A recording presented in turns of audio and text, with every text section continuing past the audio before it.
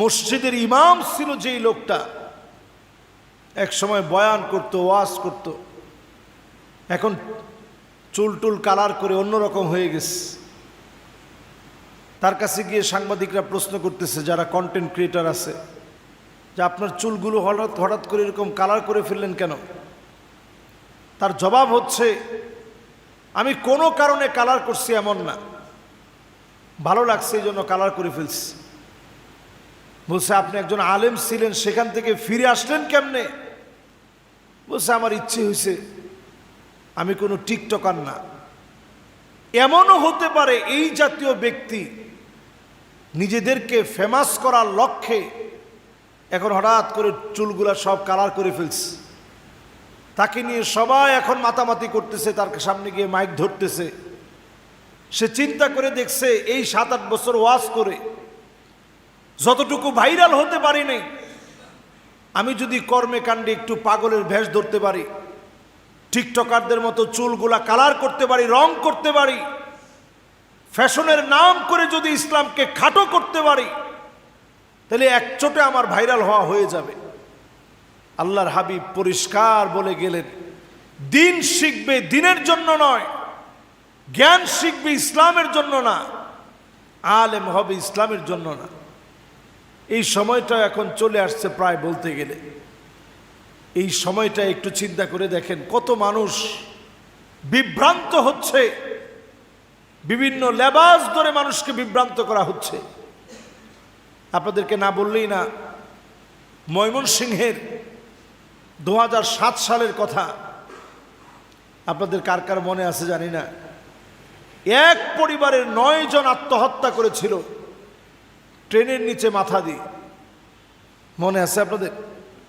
এটা এই জন্য আপনাদেরকে বলছি, তাদের একটা ধারণা ছিল, তাদের ধর্মের নাম আদম ধর্ম। তারা সব সময় শয়তানের পূজারী ছিল, শয়তানের পূজা করত। নিজেকে লোকটা প্রথমে মুসলিম বলে মনে করলেও ইসলাম নিয়ে খারাপ উদ্ভট কথা বলার কারণে জনগণ থেকে তারা বিচ্ছিন্ন হয়ে পড়ে। একটা পর্যায়ে খ্রিস্ট ধর্ম তারা গ্রহণ করে।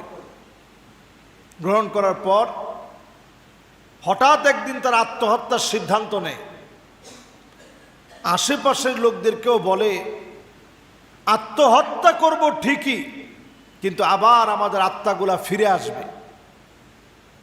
তো এই রকম বলে তারা একটা গ্রুপ তৈরি করে যে আমরা আসলে মরব না, আমরা আবার ফিরে আসব। তার নিজের পরিবারের সবাইরে বুঝায়া হাসি মুখে গিয়ে তারা আত্মহত্যা করল।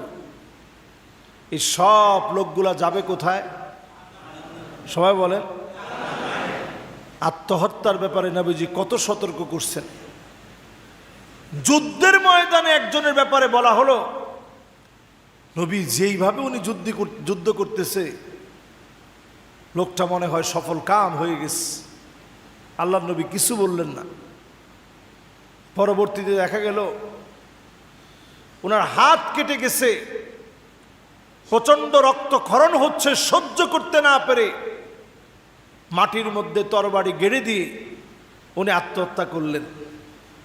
নবীজি আফসোস করলেন, আহারে লোকটা আত্মহত্যা করে মারা গেল। এজন্য যারা যারা সামনে বসা আছেন, আদম ধর্ম নামে একটা ধর্ম ওই লোকটা সেই সময়ে প্রচার করতে চেয়েছে। তাকে নিয়ে একটা বইও বাংলাদেশে লেখা হয়েছে, একটা বই সরাসরি তার চিন্তাধারার উপরে। ব্ল্যাক ম্যাজিককে আয়ত্ত করার লক্ষ্যে 9টা প্রাণ নিজেদেরকে উৎসর্গ করছে, যে আমরা আত্মহত্যা করি না, নিজেদেরকে উৎসর্গ করে দিলাম। এই জাতীয় কর্মকাণ্ড যখন বাড়বে, জাহালত যখন বাড়বে, দিনের লেবাসে সুরতে যখন ধোঁকা দেওয়া হবে, ইমাম যখন টিকটকারের মতো চুল কাটবে, আলেম যখন এমন কথা বলবে যে কথা ইসলাম সমর্থন করে না ভাইরাল হওয়ার জন্যে, এই জাতীয় যখন কথাগুলা বলবে, পরিষ্কারভাবে বুঝবেন আযাব আসতেছে। নবী সাল্লাল্লাহু আলাইহি সাল্লাম হাদিসের ভিতরে বলেছেন, ফানজুরু আম্মান তাখুযুনা দীনাকুম, চুলের গোড়া থেকে নিয়ে পায়ের তালু পর্যন্ত লক্ষ্য করো কার কাছ থেকে তুমি দিনের কথা নিচ্ছ। যেই আলেমের কাছ থেকে আপনি কথা নেবেন তার চুলের গোড়া থেকে পায়ের তালু পর্যন্ত লক্ষ্য করা লাগবে। যার তার কাছ থেকে ইচ্ছে করলে আপনি দিন নিতে পারবেন না। দিন নেওয়ার আগে ওই লোকটা সুন্নতের উপরে আছে কি না যাচাই বাছাই করে তারপরে দিন নিতে হবে। আল্লাহ যেন আমাদেরকে তৌফিক দান করেন, পড়েন আমিন।